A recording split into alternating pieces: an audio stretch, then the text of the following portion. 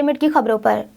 बॉलीवुड में बड़ी तब्दीली आ गई। भारतीय मीडिया को दिए गए इंटरव्यू में खूबरू अदाकारा महिमा चौधरी ने कहा कि हमारे वक्तों में शादी करते साथ ही खवातीन अदाकाराओं का कैरियर खत्म हो जाता था, लेकिन अब ऐसा नहीं है। उन्होंने कहा कि भारतीय फिल्म इंडस्ट्री में अब खवातीन को इज्जत दी जाती है और बराबर का मुआवजा भी अदा किया जाता है।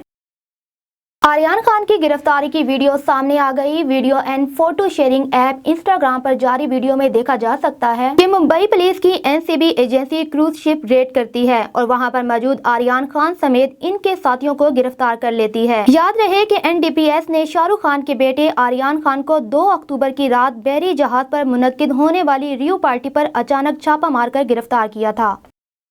रणवीर सिंह ने बच्चों के नाम शॉर्टलिस्ट करना शुरू कर दिए। रणवीर सिंह और दीपिका पादुकोण की शादी को 3 साल हो चुके हैं और दोनों की जोड़ी बॉलीवुड की पसंदीदा जोड़ियों में से एक है। रणवीर सिंह इन दिनों एक शो की मेजबानी कर रहे हैं और उन्होंने हाल ही में शो के लिए प्रोमो शूट किया है।